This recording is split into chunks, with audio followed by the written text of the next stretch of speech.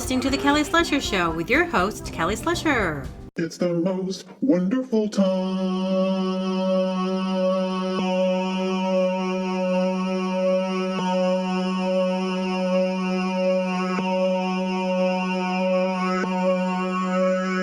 of the year. Welcome. Hello, everybody. It is the most wonderful time. I made a bunch of Christmas stuff, like some sketches, and I do a lot of improv, and I record stuff, and most of it I really like. So for the next couple weeks of this month, I will be featuring a little by little some of the stuff, and then the week of Christmas, I will be doing a full-on Christmas show. I have ideas. It'll be more heavily Christmas, but because we are in the season, I'm going to be featuring some of that stuff. So just thought it was funny as usual. So it's been a interesting week. Yesterday I was sitting in my truck. I was getting ready to go to the store, and I was listening to Elliott Smith, and I was blasting, which song? I'm really into, I love Elliott Smith, and Either Or is one of my favorite. And I haven't really listened to a lot of Elliott Smith, but it just feels right to listen to that album right now. And anyway, so I'm sitting in there, and I'm like, I'm not ready to like get out of the truck, and I'm listening to it, and I'm kind of blasting it, and I'm like really into it. Oh yeah, it's The Ballad of Big Nothing, and that's like such a good song. And I was just like, yeah, and I'm singing, I'm like feeling it, and like air guitar, singing along. And these security guards who they're always like kind of around checking things out, and I see them kind of get kind of close, and I'm thinking, I'm not doing anything wrong. Like there's no noise pollution to the point where it's ridiculous, but I am sitting in my truck rocking out. And so the guy kind of walks by, and he just kind of starts smiling at me. And I was like, yeah, that's right. I'm not doing anything illegal here. I know my rights. No one says you can't sit in your truck and rock out and play air guitar to Elliott Smith. So that was kind of funny. And so then I go to the store. I proceed to find myself inside of the store. And one of the commentary that I thought about that I was going to say is I was looking at some cereal, and there was this, I was like, oh, this looks interesting. What is this new type of cereal? I'm always looking for some kind of healthy, like less sugar. Actually, no sugar would be preferable. Some kind of protein, something that's actually healthy, because I really like cereal. But when you just go buy just regular cereal, you're just eating a bunch of carbs and sugar, and it's not that good for you. I mean, big surprise, Yeah, I care about that stuff. So, I pick up this bag. I was like, what is this? And I'm looking at the ingredients. The first thing that it says in the back is upcycled oat protein. Excuse me? Hurl. Now, they probably think this is a great idea. This is a great marketing angle, We're going to use this protein, this oat protein from probably, what I'm going to guess, is from making oat milk. So they're going to take probably like the upcycled. What's that mean? Like you upcycle furniture, you upcycle things, but you don't upcycle food. What does that sound like? It's like, that's kind of like recycled food. It's like, and when you have the word up, anything with food, doesn't that make you sound like upset stomach, up being your food? So yeah, bad idea. Let's not try to use words that don't fit in with, because I think when it comes to marketing, it's a team of people. I always think about this, especially every product you see, there was somebody presenting this. There was a team. How the packaging is going to look, how they're going to market it, how they're going to, what the ingredients are. We're going to look at all this stuff, and we're going to pinpoint to the consumer so they will buy this product, and they will buy it in masses. That's always their goal. So they're going to pinpoint things. They're like, we do take the oats from because they're using there's all this byproduct now of like the oat milk, right? So what do we do with those? Let's use that. We're going to upcycle it, and we're going to let people know because we're hip. bad idea. And I know it's not going to, I'm probably not the only one that went, and I literally put the bag back down. I was like, I'm not buying something that says upcycled oat protein, because what is that? So out of the store, switching subjects, as I like to do. This is a completely different subject, worthy of mentioning. So my dad, his hearing, surprise, surprise, he's older. His hearing is not well.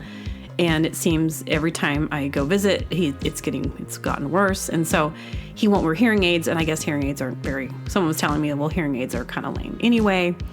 And so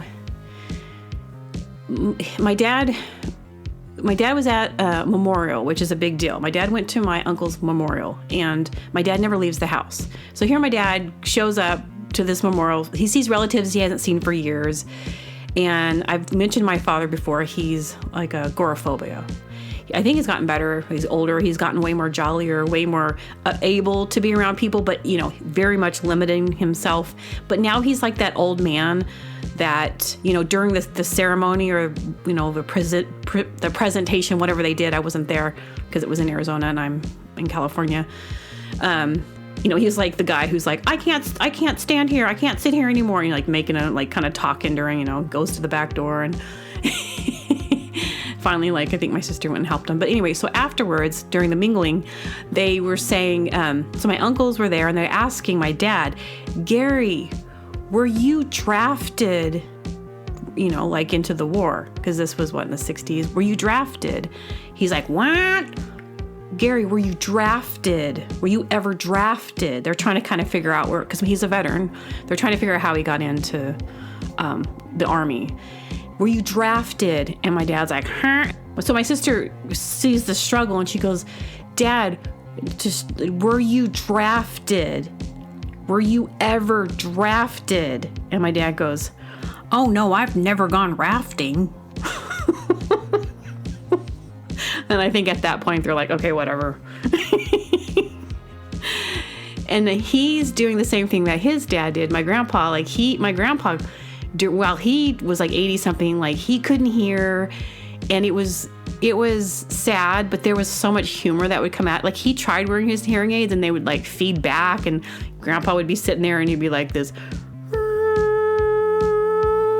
And you're like, hey, hey, Grandpa, your hearing aids are feeding back. Oh, okay. He didn't even know it. He couldn't even hear that. So anyway, I thought that was really funny. Okay, so this is funny. You know what? Let me play another little sketch that I made for the holidays. All right, let's turn it on here. Come on down to So Sorry for our annual holiday sale. Slightly irregular fashions from a few years back at a price you can afford. Come on down to our turtleneck aisle. We're having a sale on turtlenecks. Mock turtlenecks. We'll buy one, get one free. What is a mock turtleneck? The kind that you stick under your shirt to make it look like you got a turtleneck. But be warned, you've got to do a little digging because some of them have a little stain on them. Those are an additional 75% off. Come on down to So Sorry. You will not regret your purchases here. Everything is never guaranteed any money back. All sales final. Slightly irregular jeans that don't fit right, but they might. We've got piles and piles to rummage through of slightly irregular fashions. First come, first serve. We do things a little bit different here at So Sorry. We offer free coffee. Free hot coffee. Sorry, we don't have any creamer, but free hot coffee in styrofoam cups as you search and rummage through our piles and piles and bins of slightly irregular fashion. So Sorry holiday sale. Time is ticking. Tick, tick, tick, tick. Come on down before the sale ends on Christmas Eve. We might extend it to the day after Christmas or a couple days after Christmas, but the third day after Christmas, we're going to offer 99% off all of inventory. Come on down to So Sorry, slightly irregular fashions from a few years back. Merry, Merry, Merry Christmas at So Sorry. So that is let's say a fake company that I created. So Sorry, SEWSORY, SORRY. And it was just kind of funny to me because I love the idea of, for one, making up a fake business that doesn't exist, making up the fake ads for the business that doesn't exist, and then making it kind of have that kind of like a low self-esteem because, every ad is just so blown out of everything's great and everything's wonderful and it's all great and nothing's bad and everything's great. Buy our stuff. And so I love the opposites of that. And the So Sorry, it's just like, here you know, the idea that like you go to the store and you have to dig through piles of just irregular, like there's the rejects from the factory. So they have it in piles and you have to dig through. They don't set it out. You have to dig. And then they offer this like hot coffee in a styrofoam cup, which if you, like me, will not drink out of a styrofoam cup. And then it's like hot coffee. And then where do you put that as you're digging? So you're going to create more stains, spills, and just the most, who would shop there? So I thought that was really funny. But I do like to use the So Sorry. I've done another previous, like many podcasts ago, I did another little fake ad for them. So this is funny. My mom handed me this hillbilly dialect, like this uneducated hillbilly, like someone, it's like this little book, and it's basically how to pronounce, correct definitions. And so I'm going to read, so a little backstory. If you don't know it, I was born in Arkansas, a little teeny town called Boonville. My family's not from Boonville, but my grandma had moved there when I was, before I was born. And my sister was born, and my family lived in Arizona. And my grandma just moved there, and I can't remember the exact reason why she moved to Arkansas. But my dad followed her there. And so my family's not, I would say, hillbillies. Like, we're not really my bloodline's not from there. Maybe when I trace back my bloodline, there's more South Carolina. There is that on my mom's side. But as far as that goes, we're not hillbilly. So we have an ongoing joke that me and my mom, like, we always make fun of, because we saw a lot of these like pretty redneck people and hillbillies and just like, kind of backwoods, kind of, so it's always been a joke for us, like, oh, Ma, don't burn, I don't know. I would just always like, oh, Ma, Pa. And so I'd always, and as a kid, I had the sketch comedy character, Ma, Pa, Granny, Bolivar, which was my nickname as a baby. And then Kelly May, and I was Kelly May. And so I would do that really good. And I had an accent when I was a little girl because I was born there. And then when I was nine, we moved. So this is funny. I don't know how she got this, but it's, hillbilly talk. And so I thought I'd read it because it's just funny. So correct definitions. And I'm only going to get through the A's and a couple of the B's. It goes on for a long time. So this might be something I feature every once in a while because it's worthy of that. Abode. A wooden plank. Ain't. A sister of one of our parents. Air. Are you going to town? R. What you breathe. This house is air conditioned. Axe. Don't ask so many questions. Bad. A place to sleep or rest.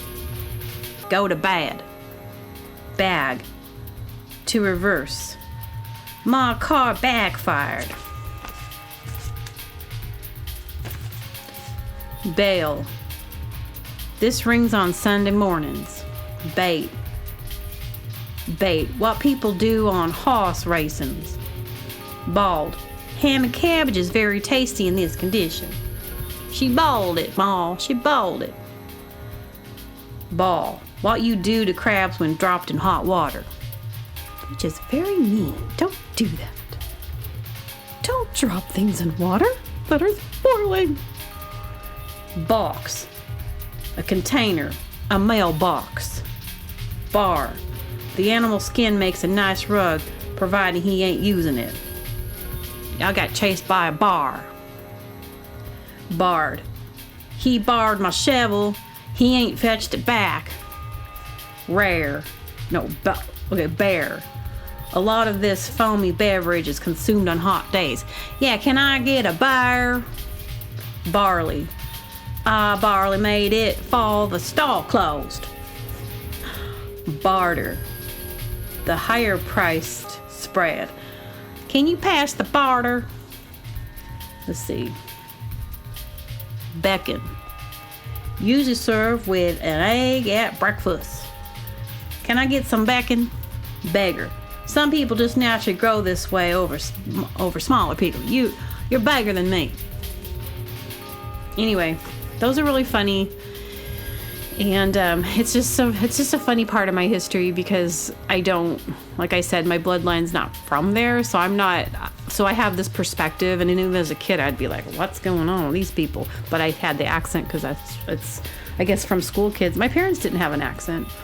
That's probably why it went away when I moved to Arizona, because the kids made fun of me. Because one time I was like playing with some kids, and it was I was out and about playing with my neighbors, and I had to go home for dinner, and I was like, well, I'm fixing to go home for dinner. And they're like, what are you gonna do?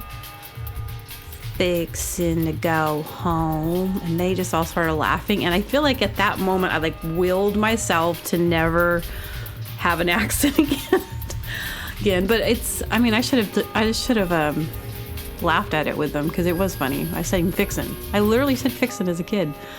I'm fixing to do this. And sometimes I'll still kind of bring that up, and it's real easy to do. And if I'm around someone who has a southern accent, I start talking like that. And that's why it's so easy for me to go back into that. That's just the way I talk. And then there's been times I've called people on the phone, asking what time they open or what time they close. And I'll be like, what time y'all guys close? What time y'all guys open? I'm just going to check in your hours. I think I'm really from the South, so there's times I talk about this podcast. I tell people I do this podcast. It just comes up a lot because it's something I'm really into doing, and the more people I tell, the more likely they'll listen. And it actually does seem that me mentioning it, I do gain followers. And but I've had people in the past that, someone asked me recently, and I had someone else ask me this too. They go, don't you run out of things to say? And I'm like, oh, no, it's only a half an hour. I barely even say what I want to say. And there's times I shouldn't admit this, but I feel kind of bad because I'll like record stuff and it'll just be like kind of some banter that I just go off on, and then I listen to it again. I'm like, yeah, that's kind of good, but I'll just do it again. And I delete it. And so I think that there's this whole world. There's like, I've deleted whole episodes before in the very beginning because I was like, well, wasn't perfect. And, but I was saying things. And so then what happens is sometimes I think that I've already told a story and I hadn't, because that was the one that got, I was like, oh, I'll just do something else. So no, I don't run out of subjects. In fact, I think there's infinite things to really talk about. And really. So have you guys heard of the clothes dryer that dries your clothes with ice water, like really cold ice water? It dries all your clothes in ice water. Do you guys know? Have you heard of that? No? Unbelievable. It's because I just made it up. It's not a real thing. Can you believe that? And 17 minutes, 20 minutes in, I finally say this. I'm going to get better at saying this earlier. And if you're enjoying this podcast, The Kelly Slusher Show, please give me a 5-star rating and review. Follow me on Instagram and subscribe to me on YouTube. Thanks. So if you're the kind of person that always has like the headset earpiece in, even when you're not using it, we're probably not going to connect. We're probably not going to hang out. Oh, Kelly, you're so judgmental.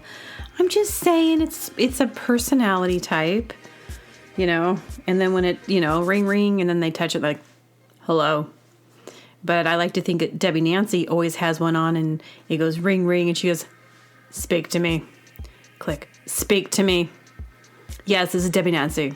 Yes. I filed that the other day. I don't know what you're talking about. Look, you need to get Don involved with this. He knows far more than me. I can't believe you're calling me. It's 5:30. I got to make dinner. I know it's about the shoes, but I cannot help you right now. And she's the kind of lady that's like, I got to go Christmas shopping, and it's going to be really crazy in there, and I'm basically going to like, why? Christmas shopping? is so, like, even going to the store, if you're just going to a regular store, sometimes, you find yourself at such as I, who finds herself in random stores. I live on these weird places. I'm really excited. My next visit is going to be Lamps Plus. I'm going to go to Lamps Plus at night because it looks really pretty. I have this thing about lighting. I like lamp lighting a lot. Not that I love low lighting, but I think it's better like at night. Ever been in one of those houses, like people that don't get it with lighting? You like walk in and it's like flip on the dumb switch and it's just like bright, just wing. Like the lighting is just, and it's like, oh gosh, this is depressing, get a lamp, it's so like, just, back in the days, like, when they didn't have electricity, they had to like hang out with their candle. Get the candle. That was it. At night, you didn't have anything else but a candle. So you'd have to read by the candle, or you'd have those lanterns. And with that, you had to be careful because, if you did something, set it down wrong, there was some responsibility back in those days. But yeah, the lights, there was a time the sun would go down, and so they could not flip a switch on. They had to like light the candle. And it was dark. And so their houses were always a little bit darker. And for some reason, I don't mind that, I don't know why I'm talking about that. But let's play one more silly Christmas song that I made. Fun it is to ride in a one-horse open sleigh. Hey, oh, jingling bells, jingling bells, jingling. City sidewalks, sitting on the season. In the Christmas you'll see there's a season. Children laughing, people laughing, and laughing so hard. In the very bells voices you'll hear. Silver bells, bells. Oh,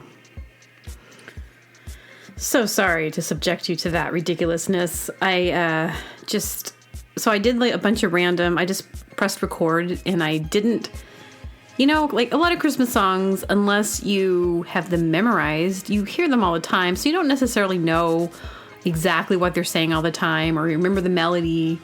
So that's what I did with a lot of these songs. Like there's like 5 of them and they're really ridiculous because I don't know like exactly what they're saying. And so I'm like mimicking. And that one, of course, is supposed to be Silver Bells, but I know how Silver Bells goes. But I was kind of, jazzing it up. And then my favorite part, of course, is the end. Silver bells, bells,